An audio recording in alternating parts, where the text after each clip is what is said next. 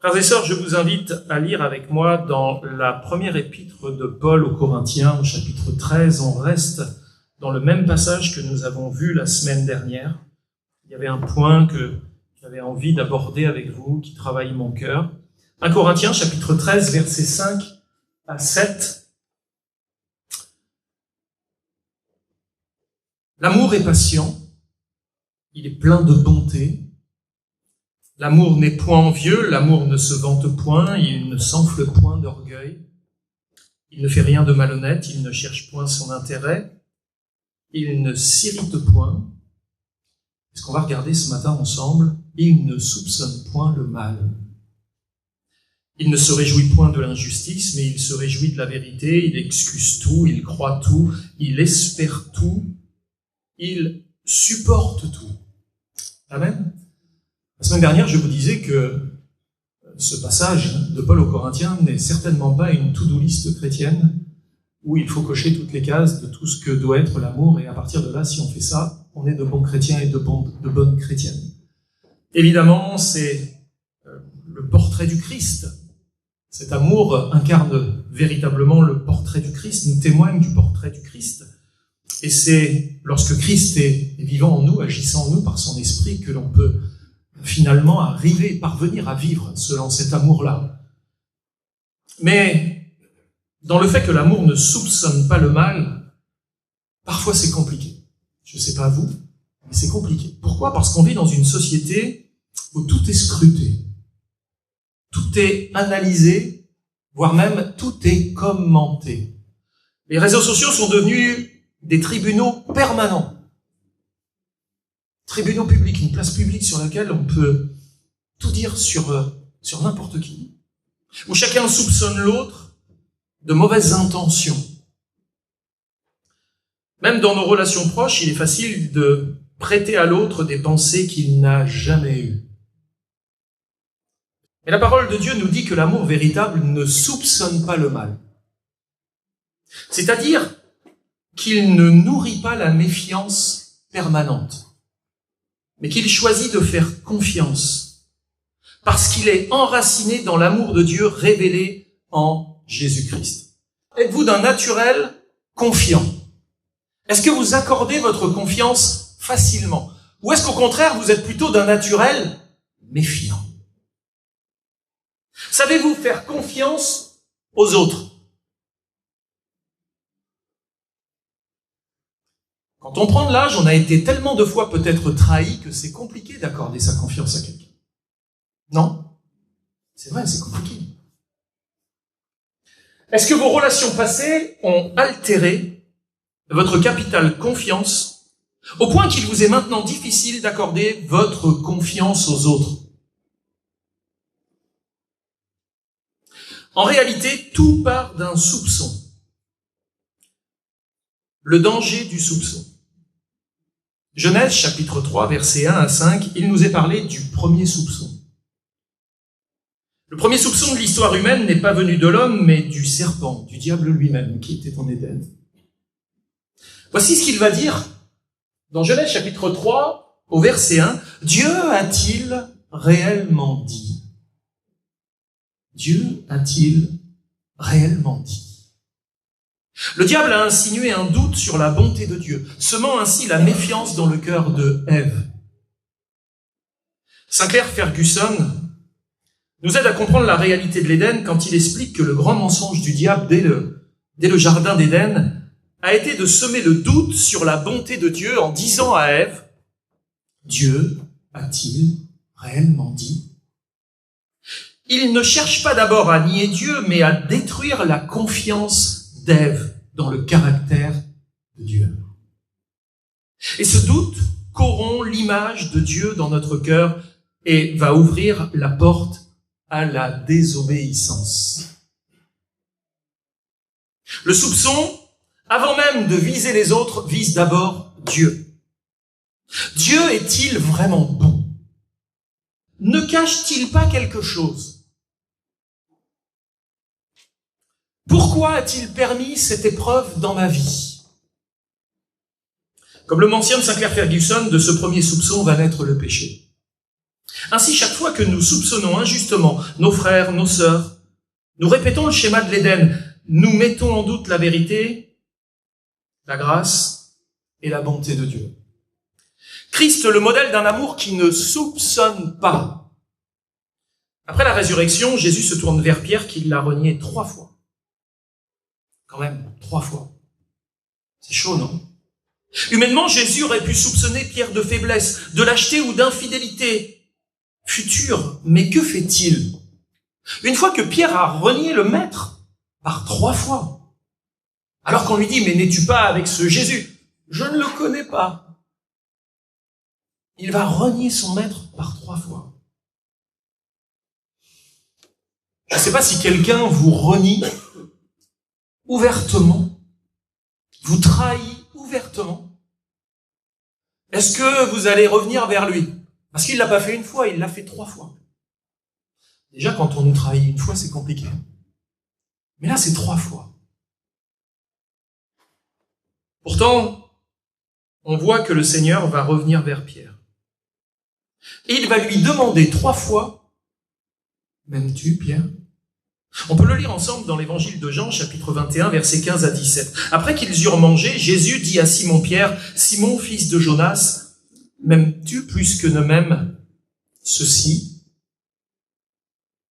Il lui répondit, « Oui, Seigneur, tu sais que je t'aime. » Jésus lui dit, « Paie mes agneaux. » Il lui dit une seconde fois, « Simon, fils de Jonas, m'aimes-tu » Pierre lui répondit, « Oui, Seigneur, tu sais que je t'aime. » Jésus lui dit, « Paie mes brebis », c'est-à-dire nourris mes brebis. Il lui dit pour la 3e fois, et je pense que Pierre a dû connecter. « Simon, fils de Jonas, m'aimes-tu » Et Pierre fut attristé de ce qu'il lui avait dit pour la 3e fois, « M'aimes-tu » Et il lui répondit, « Seigneur, tu sais toutes choses. Tu sais que je t'aime. » Et Jésus lui dit, « Paie mes brebis, nourris mes brebis. » En fait, ce qui est étonnant dans l'attitude de Jésus, c'est que malgré le fait qu'il ait été trahi par son disciple, Jésus ne va pas s'arrêter au passé de Pierre. Il aurait pu dire, celui-là, j'ai plus rien à voir avec lui. Il m'a trahi 3 fois. Celui qui aura honte de moi, j'aurai honte de lui. Pierre, tu m'as fait honte. Simon, fils de Jonas, tu n'es plus compté parmi mes disciples. Repens-toi. Non. On voit Jésus qui retourne vers lui. Il ne s'arrête pas au passé de Pierre. Il ne soupçonne pas le pire. Il croit au travail de sa grâce dans le cœur de son disciple. Il restaure, il relève, et il envoie Pierre paître ses agneaux et ses brebis. Si vous aviez été à la place de Jésus, auriez-vous de nouveau accordé votre confiance à un homme tel que Pierre? Celui qui est là sur la photo, à mon avis, ce serait compliqué pour lui. Si vous aviez été à la place de Jésus, si vous aviez été trahi 3 fois par votre meilleur ami, celui qui disait « Me faudrait-il mourir avec toi? Je mourrai avec toi, Seigneur. » 3 fois il trahit. Comment redonner confiance à un homme aussi peu fiable, capable d'une telle lâcheté et d'une telle infidélité au point de renier Jésus comme il l'a fait? Comment Jésus pouvait-il maintenant confier ses agneaux et ses brebis rachetées au prix de sa mort à la croix à un homme d'une telle nature que Pierre? Parce que non seulement Jésus revient vers lui,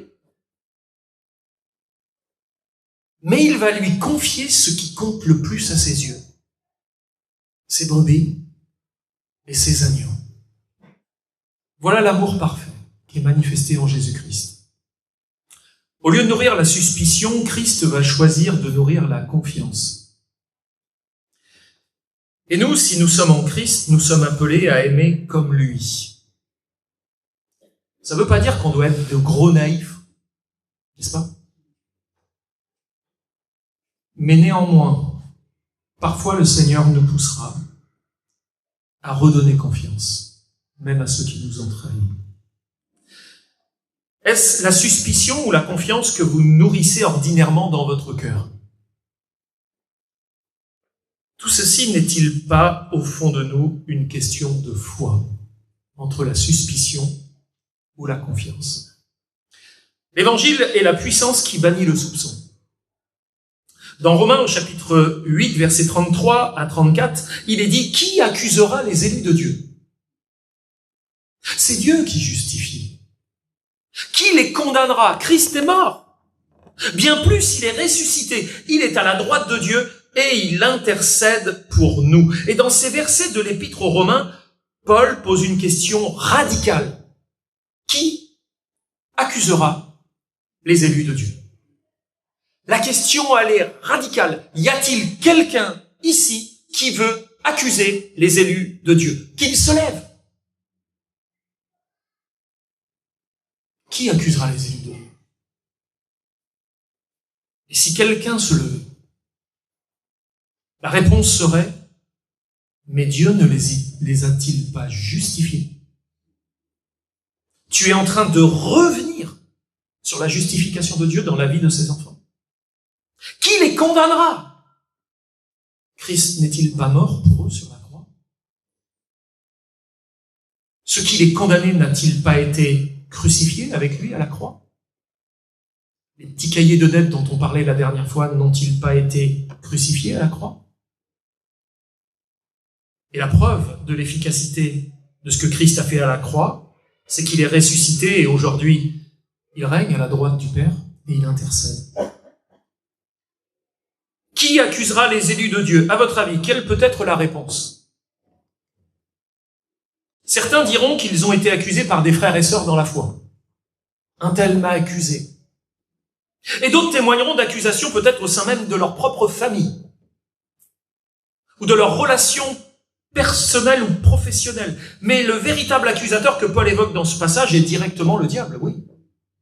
C'est lui le grand accusateur. Celui qui soupçonne, celui qui condamne et qui se plaît à le faire. Mais nous proclamons avec Paul qu'en Jésus-Christ, toute accusation est renversée. En Jésus-Christ, toute accusation est renversée. Et on devrait dire amen à cela. Car Dieu justifie. Il déclare le pécheur juste non en raison de ses œuvres, mais à cause de la justice parfaite de Christ qui lui est imputée. À la croix, il y a eu ce qu'on appelle une double imputation. Nos péchés ont été mis sur Christ. Toutefois, il n'a jamais été pécheur, mais il a porté sur lui nos péchés. Et sa sainteté, sa justice ont été mises sur nous. Il y a eu un échange terrible lors de la croix. Nous avons été justifiés. Christ est mort. Il a porté nos fautes sur la croix, subissant le jugement que méritaient nos péchés, mettant fin à toute condamnation. Il est aussi ressuscité. Et sa résurrection confirme que le sacrifice a été accepté et que la victoire sur le péché, la mort et Satan est totale. Enfin, Christ intercède. Il se maintient à la droite du Père, plaidant sans cesse en notre faveur, assurant ainsi notre pleine acceptation. Et j'oserais dire, conservez précieusement ces vérités dans vos cœurs. Conservez précieusement ces vérités dans vos cœurs.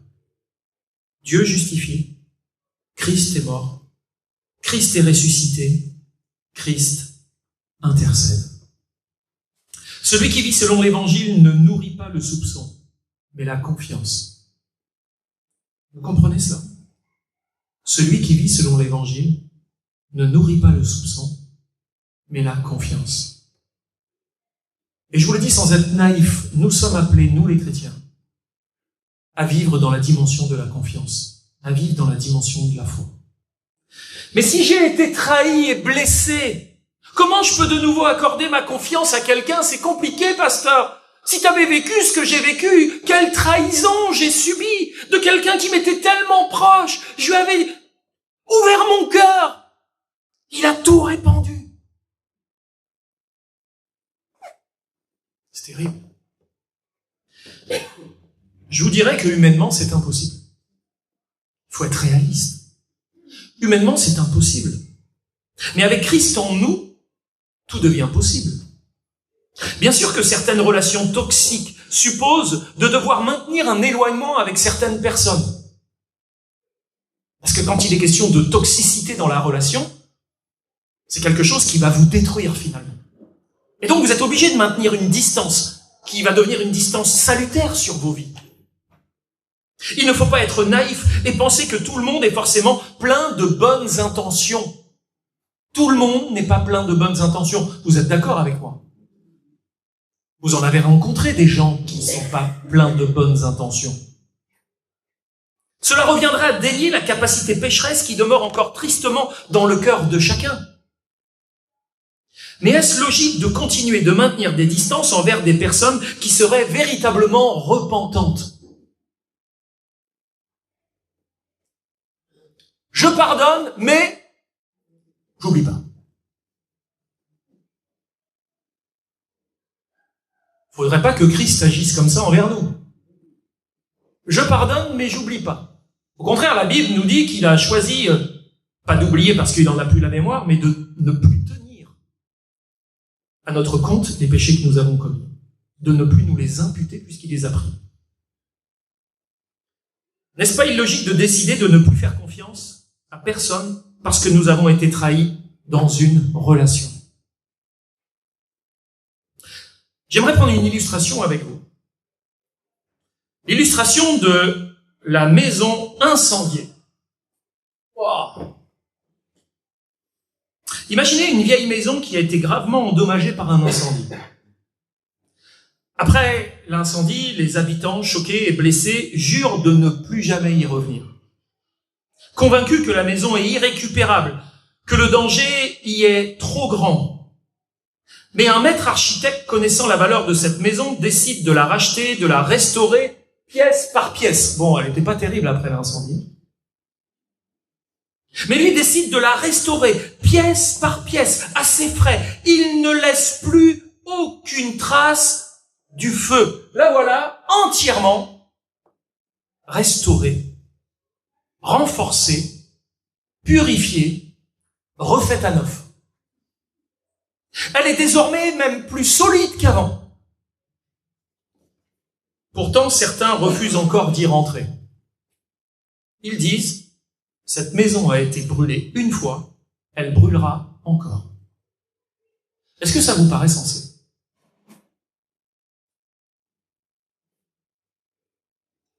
C'est insensé. Oui, la maison, elle a brûlé. Ça a choqué tout le monde. Il en restait pas grand-chose. Comment redonner la confiance à une maison qui s'est mise à brûler? Pourtant, quelqu'un l'a restaurée. Un architecte, un professionnel, il a refait entièrement la maison. Il l'a faite dans les mêmes dimensions, les mêmes apparences, mais tout a été checké, contrôlé, tout a été restauré. Elle est même plus sécure qu'elle n'était au début.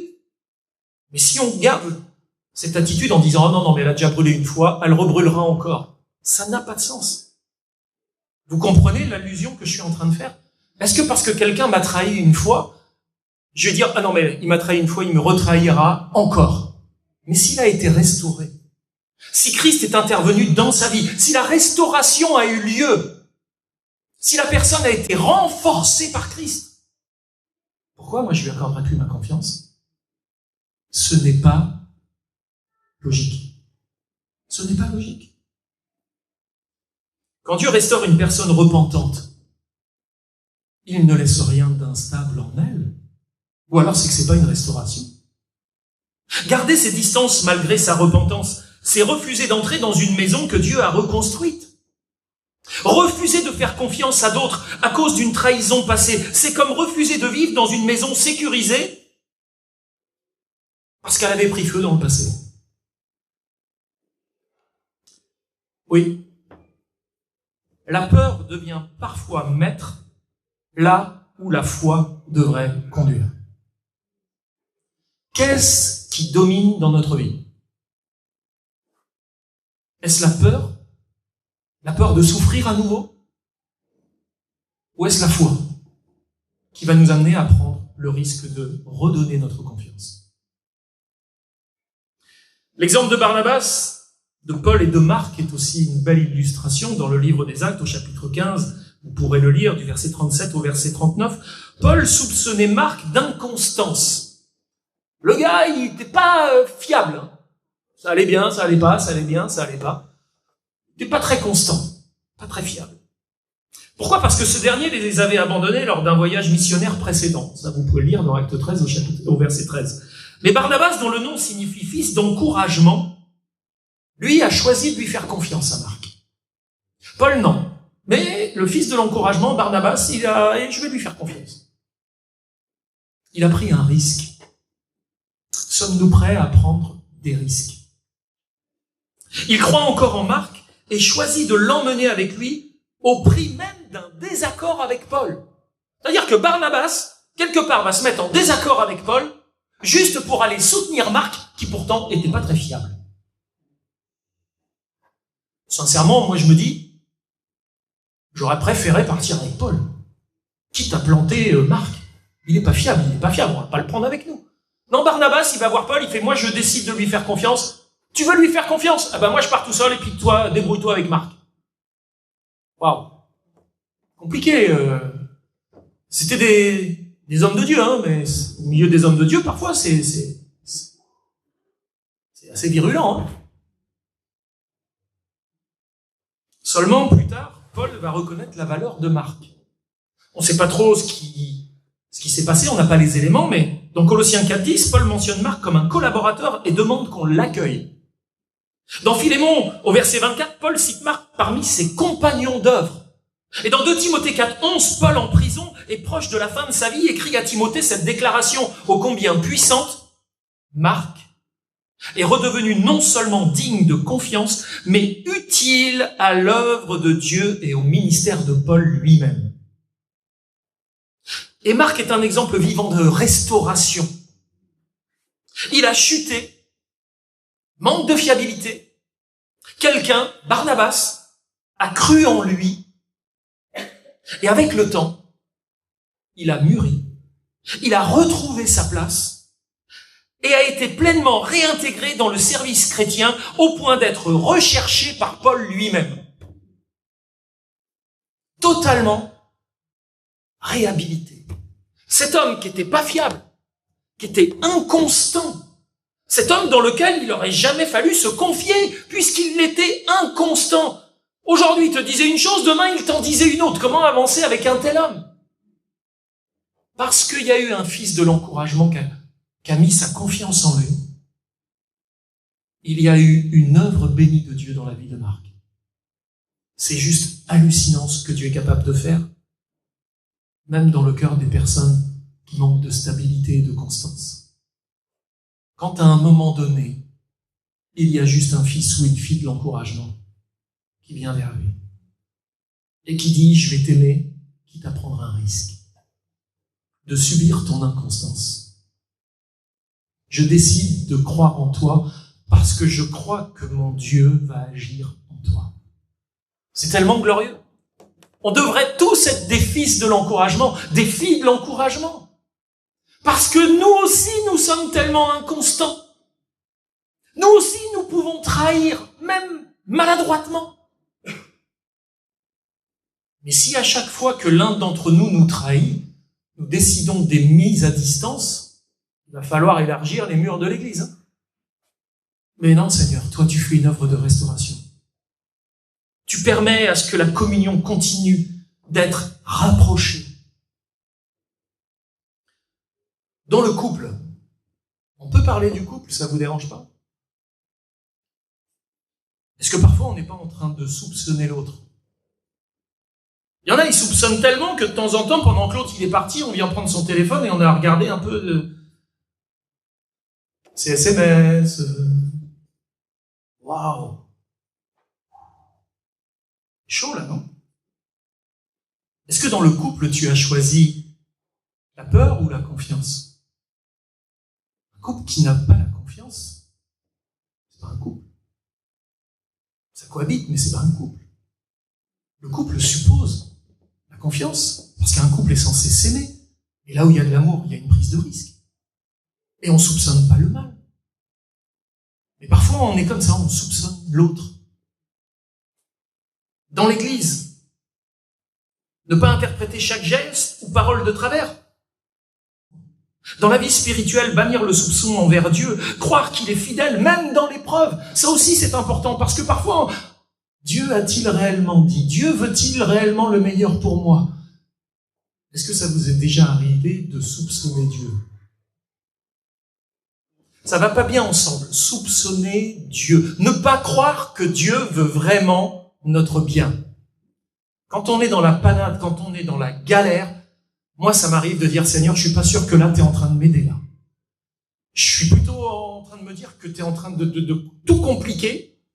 Moi, je voudrais tout simplifier, mais toi, tu es en train de tout complexifier. Et là, je soupçonne Dieu de sa bonté envers moi. J'ai l'impression que là, il est plutôt en train de me tenser, de me discipliner. Puis à un moment donné, je comprends pourquoi il a agi. Et mes soupçons se lèvent. Pour conclure, faites-vous la différence entre la naïveté et la suspicion. L'amour chrétien n'est pas naïf. Mais il refuse de bâtir ses relations sur la suspicion permanente. Pourquoi? Parce que nous connaissons celui qui a pris sur lui toutes nos fautes. À la croix, Jésus a effacé les accusations qui pesaient contre nous. En lui, Dieu ne nous soupçonne plus du mal, mais il nous accueille comme ses enfants. Pourtant, Dieu sait que, comme Pierre, nous allons nous manquer. Dieu a décidé de faire de nous ses enfants, tout en connaissant notre potentiel à lui faire du mal, à nous manquer, voire même à le renier, à le trahir. Dieu sait, comme Pierre, que nous allons nous manquer, que nous allons peut-être même le trahir, le renier, avoir honte de lui. Il le sait, mais il a choisi de nous aimer malgré tout.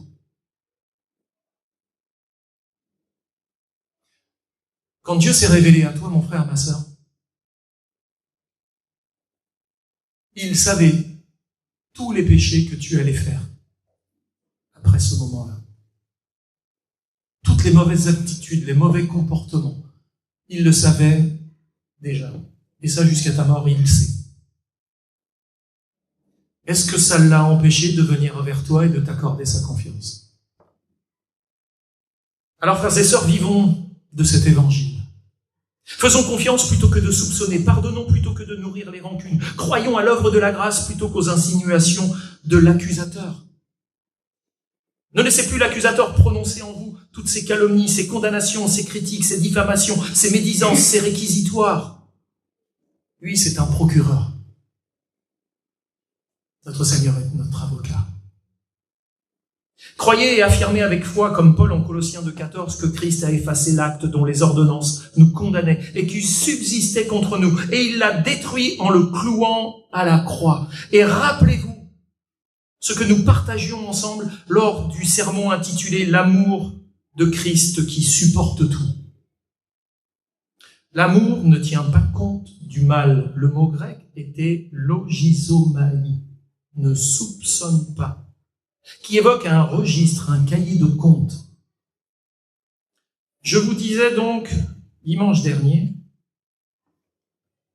l'amour ne garde pas une liste d'offenses, vous en rappelez? L'amour n'entretient pas un carnet de rancune. Si Dieu avait voulu, il aurait pu tenir un registre interminable de nos fautes. Mais en Christ, il a choisi de le clouer, ce registre, à la croix. Il a effacé notre dette. Et si les registres ont été détruits, pourquoi continuer de maintenir la suspicion? Pourquoi je serais dans la suspicion te concernant, mon frère, ma sœur, si Christ a effacé les registres? Vous avez tous, si vous êtes majeur, un casier judiciaire. Oui, vous avez tous un casier judiciaire. Je ne sais pas ce qui est écrit sur votre casier judiciaire. Mais savez-vous qu'en s'appuyant sur l'article 769 du Code de procédure pénale, il est possible d'obtenir l'effacement de ces condamnations de manière automatique ou après un avis de réhabilitation décidé par un juge. Toutes vos condamnations à des amendes sont automatiquement effacées de votre casier judiciaire. Vous savez au bout de combien de temps? 3 ans. Sous réserve que vous ne soyez pas condamné pour un autre délit entre-temps. Les peines de prison avec sursis sont quant à elles effacées, vous savez au bout de combien de temps? 5 ans. Tandis que les peines de prison ferme, elles sont conservées pendant combien de temps? 20 ans. Au bout de 20 ans, elles sont effacées. Vous pouvez néanmoins raccourcir ces délais si vous estimez cela possible en formulant une demande de réhabilitation judiciaire auprès d'un procureur.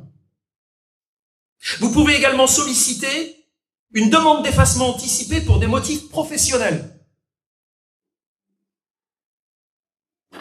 Par exemple, si vous êtes tenu de fournir un extrait de casier judiciaire pour obtenir un emploi.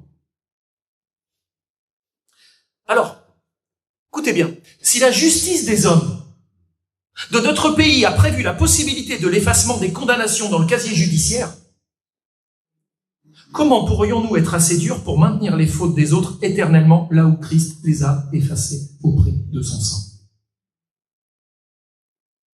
Si lui, le grand juge qui juge de tout, a décidé d'effacer les fautes, a décidé de mettre sur nos vies un casier judiciaire vierge, comment moi je pourrais continuer à imputer les fautes sur la vie des autres? Frères et sœurs, si Dieu a choisi de ne plus se souvenir de nos fautes, comment pourrions-nous continuer à soupçonner les autres? L'amour de Christ a effacé le registre de nos péchés. À notre tour, effaçons le registre de nos soupçons, car là où règne la méfiance s'éteint la grâce. Le soupçon détruit les liens, mais la confiance les ressuscite. Là où Satan sème la méfiance, apprenons à semer la foi. Là où l'accusateur murmure, la croix de Christ doit parler encore plus fort. Il n'y a plus de condamnation pour ceux qui sont en Jésus-Christ. Aimons donc sans soupçonner, comme Dieu aime sans condition. L'amour qui ne soupçonne pas le mal est l'empreinte même de la croix. Chaque fois que nous choisissons la confiance plutôt que la méfiance, nous participons à la victoire de Jésus sur l'accusateur. Là où l'amour croît, le soupçon meurt. Alors j'aimerais prier avec vous ce matin. Seigneur, nous te remercions pour ton amour qui nous libère du soupçon. Oui, Paul l'a dit, l'amour ne soupçonne pas le mal. Et là où il y a du soupçon, c'est qu'il n'y a plus d'amour. Parce que nous sommes ton peuple, nous voulons marcher dans la dimension de l'amour. Et nous ne pouvons donc plus tolérer les soupçons. Merci parce qu'en Christ, tu n'es pas l'accusateur, mais tu es le sauveur. Aide-nous à marcher dans cet amour-là, dans nos foyers, dans nos couples, avec nos enfants, avec nos familles, dans l'Église aussi, et dans ce monde qui en a tant besoin. Et nous te le demandons au nom de Jésus-Christ. Amen.